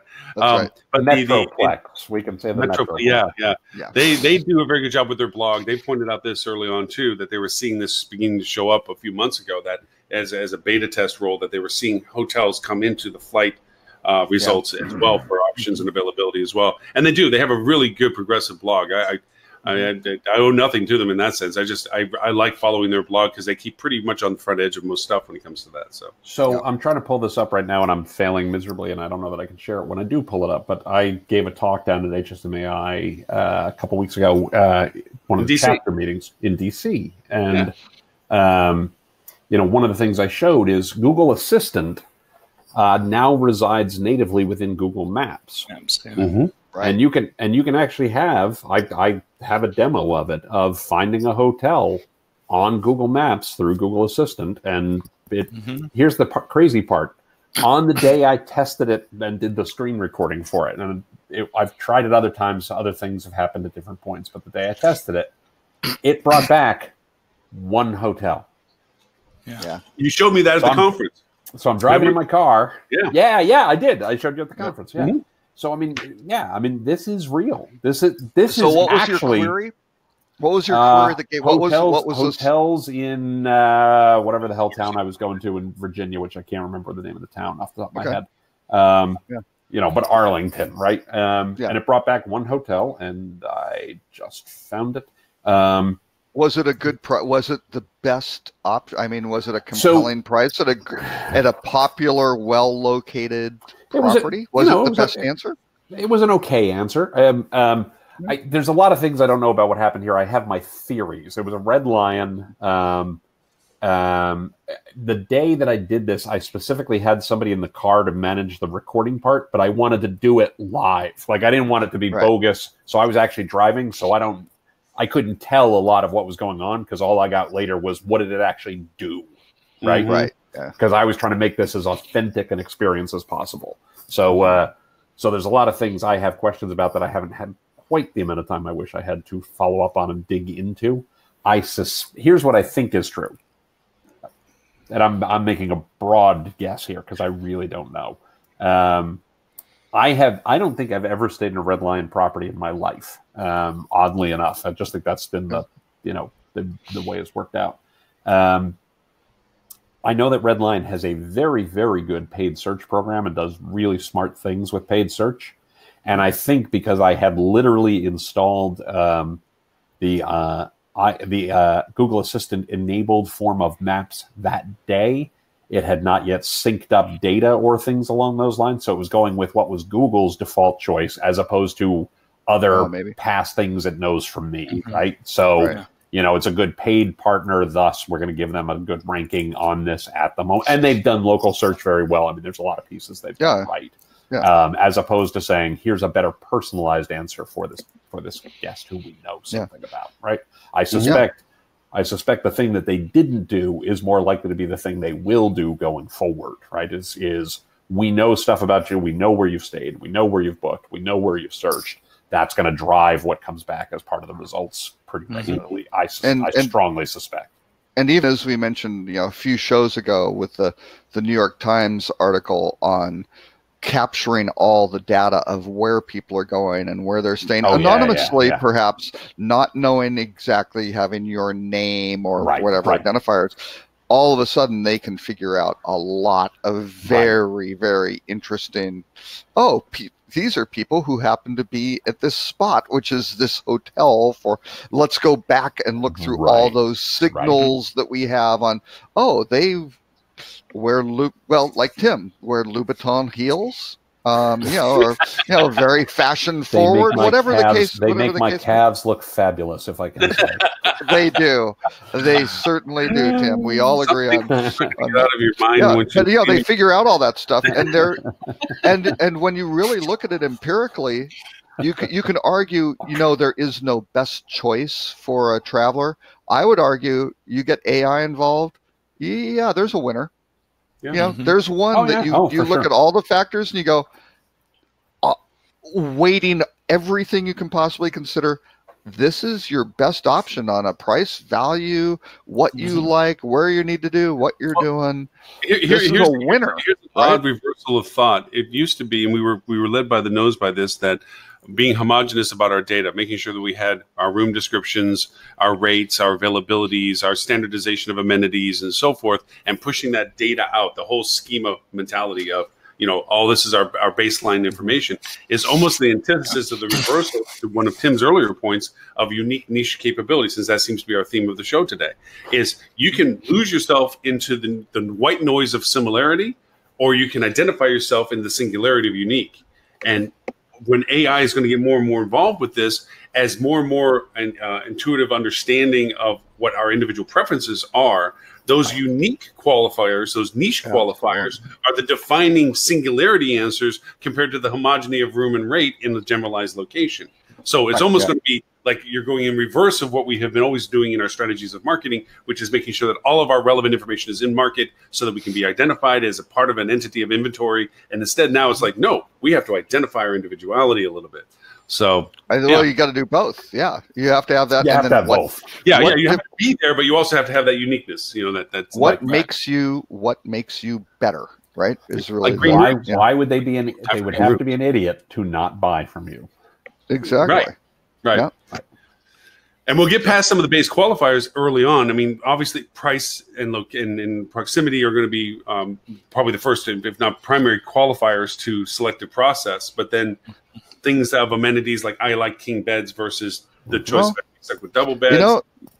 I like high floors versus low floors or whatever. Whatever those things may be. Okay. Well, here I'll give you a scenario. We're working through this right now. My daughter's studying abroad in Florence, right?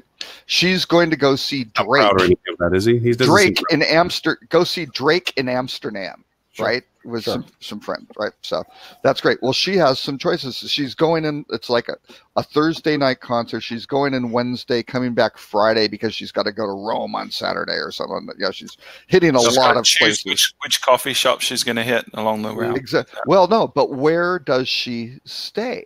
Right. So her choices is she's getting really there are a lot of options. It's a midweek stay. It's very expensive that week in Amsterdam. Right. So we found this one property, which is close to Anne Frank House because she wants to go do that in the museum, things like that. But it's going to be for two people for 2 nights, probably $450, which is pricey. Yeah. Or she can stay in a hostel for women only, which is out 20 minutes out of downtown Amsterdam, but near the venue for the concert. But she's, you're going to be in a dorm with 8 or 10 other women, right? And it's half the price. So which is the best option is a really interesting question, because she doesn't want to spend the money. She certainly recognizes the value of one, but one has proximity, but a much, much different experience. That's a really complicated question. I don't know. I think she picks the curtain by Carol Merrill and asks Daddy for more money. Yeah, exactly. Yeah. Well, Tim, isn't that how you've raised your daughters? You provide them with a large hamper of cash near the door, and they take what they need, right? That's right. Absolutely. Yeah. In fact, we have a private jet. My daughter, who lives in Arizona, we have a private jet that flies out a weekly supply of cash every week. Yes. Fresh. Fresh filled, because she doesn't like those wrinkled used ones. Exactly. It sure feels that way anyway. No, I'm kidding.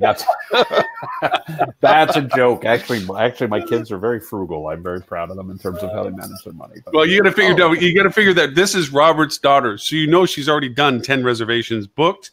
She's going to be going. No. No, that gene didn't pass down to the kids. The pragmatism of my wife going, just make it happen and make sure it's right and good is more there. Yeah. It's more okay. Yeah. So, well, we're at a point. Do you want to do the rut row? We can certainly do the rut row if we do it quick. It's 1:00 Eastern, noon Central. I can hang for a little bit. Tim's lunchtime. If he doesn't eat now, he won't eat for the rest of the day. And Tim gets hangry. We do not want a hangry Tim. Exactly. Wait, I thought this was him before the Snickers. This is him when he's not hangry.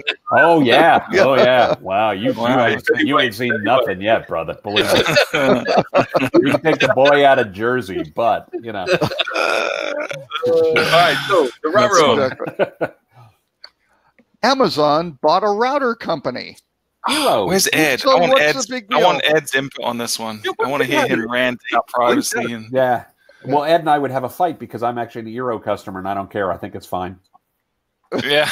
Nice. I think it's fine. Eero has a terrific privacy policy. They have stated that they are not going to veer from that privacy policy. Of course, Amazon's going to get additional data from this. And of course, they're going to use that data to try and recommend products. And of course, I would rather, if they're going to recommend me products, that they're going to recommend products I might actually give a crap about buying. So as long as they're not monitoring the individual packets that are going across and things along those lines, and they're sufficiently anonymizing and the like, I trust Amazon with this data far more from a reputational risk perspective than I do Facebook, than I do a lot of other companies. Then I trust Target, frankly, because Target that can't seem to find, and as much as it pains me to admit this, but look at the track record, more than I trust most hotel companies. Yeah.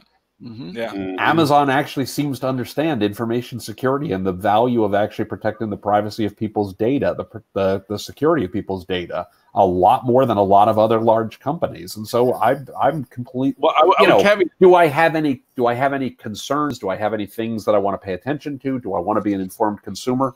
Yes. Am I specifically worried that this is going to, be the end of times? Please. If Facebook bought Eero, the thing would be on fire in my front yard right now.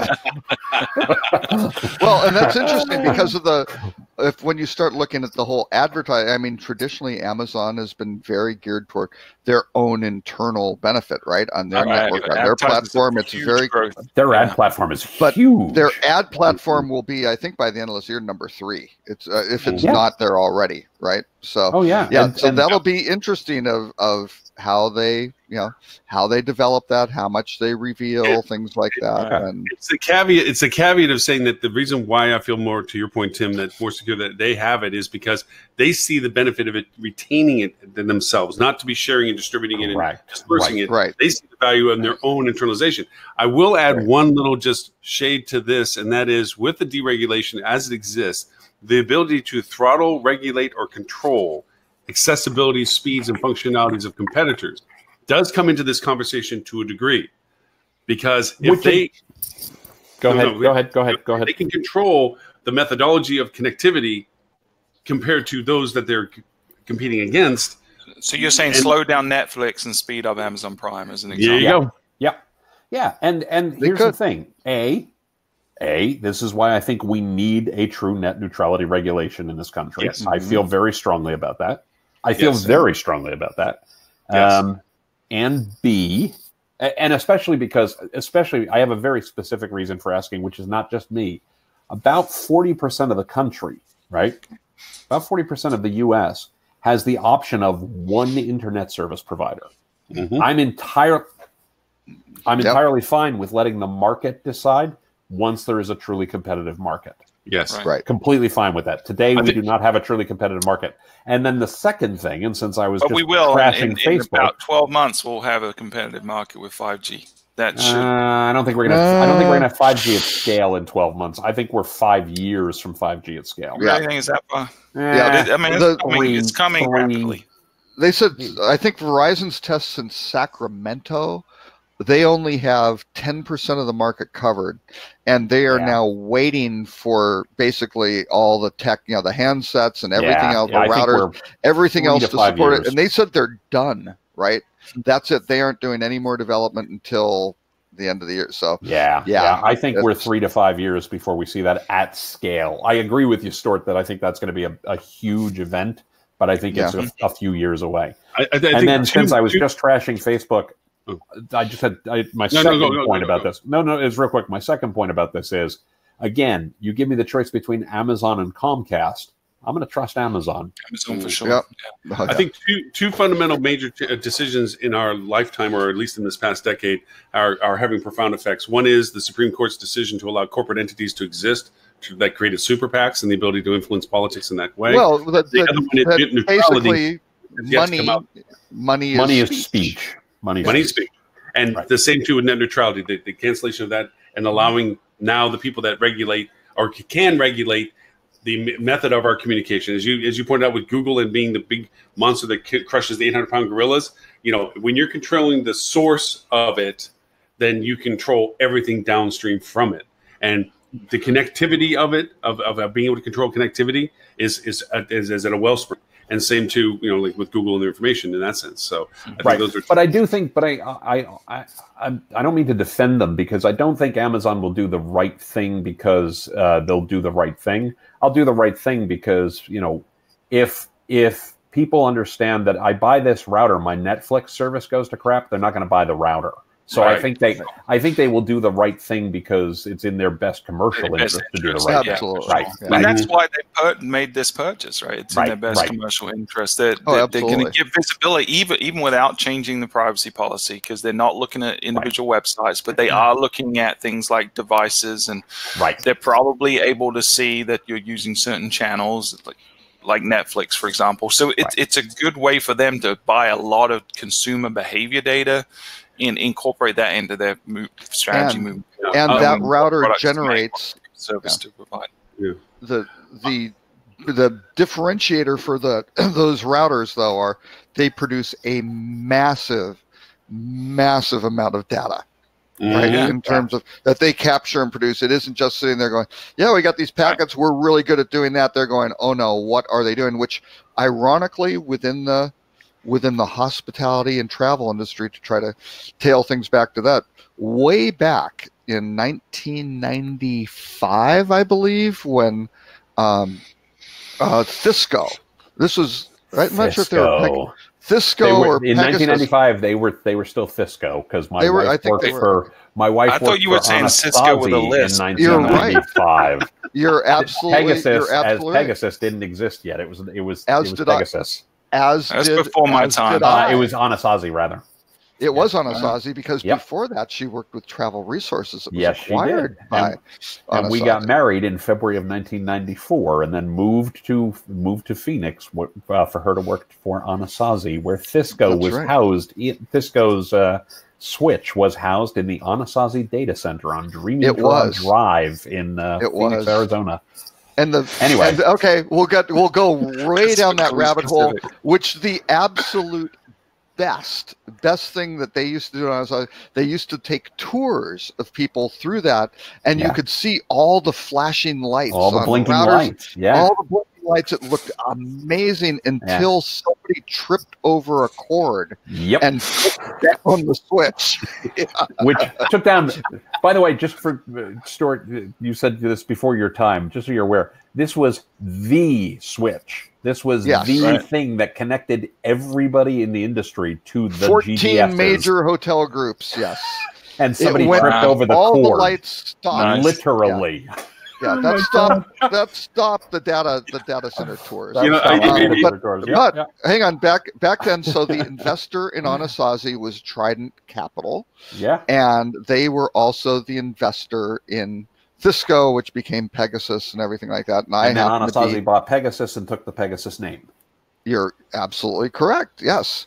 But in that meeting, one of the stipulations by Rock Schnabel, who was a former Secretary of Commerce or something like that, who was the main managing partner of Trident, to John Davis and Bill Nicholson in the room, was they were going to invest the money under one caveat, which was they turned that into a data business. Yeah. That they took that, like the router, all that information passing back and forth, instead of just doing that, which was a kind of crappy business, that if you could glean off this data and it could be anonymized and everything like that, and then figure out the wealth of searches and bookings and and all of this stuff, that's what they were invested in, and Pegasus never did that business. Right. They never figured out how to get there. They never, they promised they would as a contingency of that, and then did not put forward the resources or anything to make that happen whatsoever.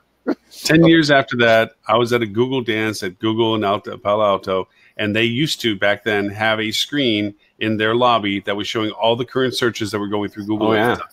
And it was amazing because obviously it was going way too fast, but most of it was porn anyway. So it was, okay, porn this, porn that, porn this. But just to think, you think about the progression of this. I mean, my God, we're sitting now looking back and nostalgically thinking, wow, look back in the days with this and the speed and efficiency. We're now talking about AI, and to your point about the data that's being pulled from these switches, it's there for, they may not know what to do with it yet, or they have an idea what they want to do with it, but you start pumping that into an AI quantum computer capable environment where it can start doing, progressive understanding and awareness of what all that data is talking about. What it means.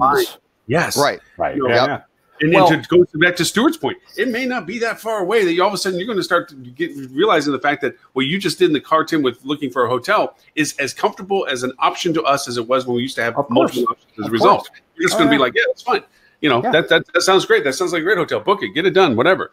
And we're going to lose that multiplicity of results. That decision, the management decision not to do that, hampered the industry. That was a huge opportunity for the industry to leap forward, similar to the one with when I was at Sabre and we developed Hotelligence, because we had half of the automated hotel transactions going through that platform.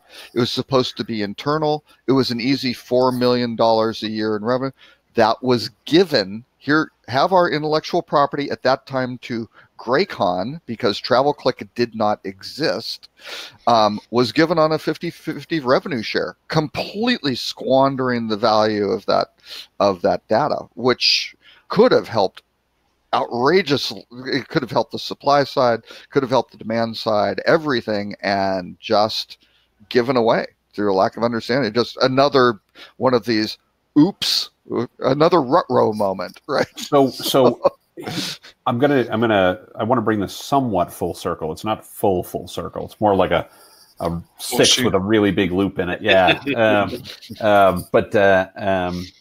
I'm going to tell you why I'm bearish on Google real quick, and I'm going to tell you why I'm bullish on Google, to go back to why I think Google's going to win, right? Why I wrote that article, right? Why I'm bearish on Google is that I think they get distracted. There was a guy who quit about a year ago, maybe it was last summer, I don't remember, who wrote this memo and basically talked about they spend too much time worrying about their competition. You know, some fairly senior product manager, I don't remember his name, you can just search for it. I remember that. Yeah, I remember that. But he basically bitched about the fact that, you know, Google has lost their way, they've lost their focus, they're too worried about the stock market, they're too worried about their competitors, they're not focused on what the customer wants. And that the reason that makes me somewhat bearish on them is because I remember that exact thing happening about 15 years ago, 12 years ago, I think, when a senior product manager wrote a memo saying exactly the same thing about Yahoo. And it turned out he was right in the long term, but it took, you know, 10 years of inertia before it finally ground to a halt, right? But his point was true. It's just Yahoo was big enough and successful enough that it didn't fail the next day. It took them a while before they really collapsed. And so if this guy's correct, that's the thing that's going to kill Google, right? It's not that they're not smart. It's not that they're not capable. It's that they will focus poorly. The reason I'm bullish on them goes back to that screen that you just mentioned, Lauren. In the early days of Google, very, very early, this is like 2001, 2002, they was the first time they'd ever put these screens in their offices in Palo Alto, Mountain View rather. And there were a group of engineers who were working there. This is a really heavy story. I'm totally serious about this. They didn't realize what Google was at the time. You know, they just thought they were building this search engine thing, right? And there were a group of engineers working late in the office about 4 or 5 days before Christmas. And the way the screen worked was, you know, terms that were hot would get bigger, right? Yeah. And what kept coming up on the screen again and again and again and bigger and bigger and bigger was suicide hotline. Wow.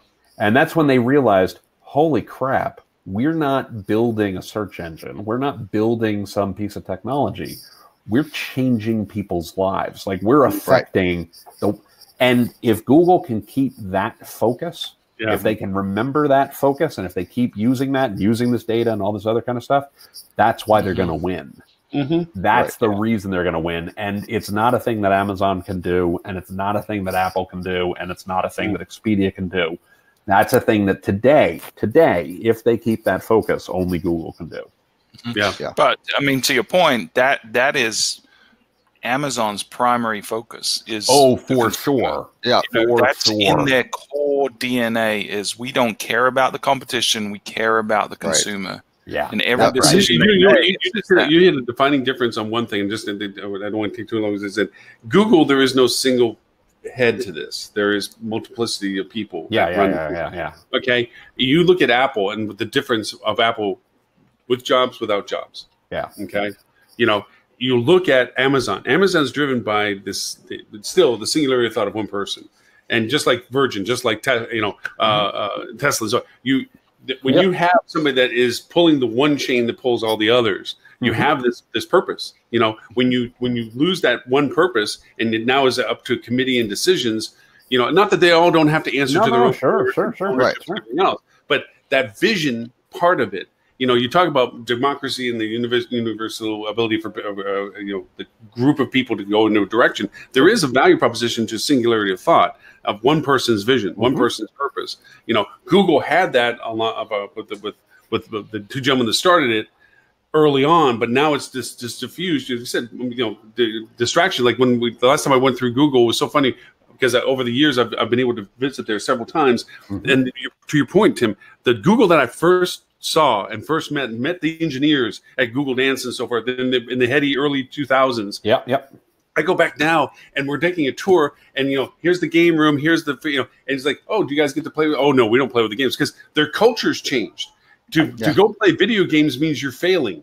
That you have too much time in your hands. Yeah, it's free food, but they now look at it in the negative, that between free food and free laundry and everything means that you're going to work later and longer, not because they're doing it as a benefit to you. The culture changed. You know, before it used to be cool that you worked at a place that they fed you and they did your laundry. Now it's like, no, we figured that out, that they did that so that we just work until 8, 9, 10 o'clock at night. And if you didn't, you were following behind the people that did.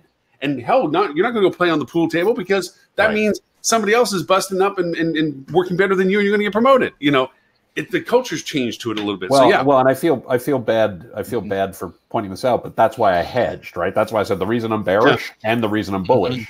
You know, if you'd asked me this 5 years ago, I would have said the reason I'm bullish, and there wouldn't have been a bearish. Yeah, they can fall either side of the knife. They can fall either side of the knife.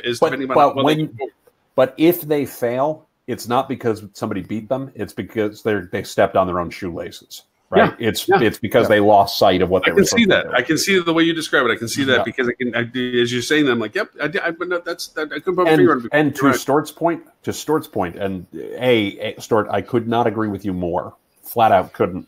And B, I read a stat the other day, and I think I have this right. I believe they have 10,000 engineers at Amazon working on Alexa. Not on anything else. Yeah. 10,000. That's you know, if any of them are any good, that's a you know what I mean? That's a pretty good place. Yeah, even if 1% of them. That's the theory. If you get 10, exactly. you get 10% or 1%, half a percent. I'm not taking this away. You say the Amazon people. What's the old adage? If you give an infinite amount of time to a room full of monkeys, they will build exactly. Exactly. You end up with the show, I think. Is the they won't be, but they will not be. Should be called an infinite number of monkeys. Infinite amount of time, you will build a nuclear bomb, right? All right. With that, Mr. Tim, I do not want to take away from your lunchtime because you're going to get hangry in less than 10 minutes, man. And with that, I'd say, Mr. Tim, if people want to know more about you and your amazing podcast and also articles and blog, where is it that they can find you, sir? They can find everything they want at timpeter.com. If you want the link's in the footer, but the podcast is timpeter.com/podcast. And Mr. Roberts, sir, if they want to know everything about Rock Cheetah and your amazing ability to recall history and it's in first-person tense all the way back to I was there. Robert Van Winkle. Right. You were the front desk agent in Bethlehem when you oversold, right? That's right. The only guy here who's ever walked the Lord. Exactly. Well, you know, if Joseph, he had that carpentry business, if he had prepaid, he didn't run into that problem, right?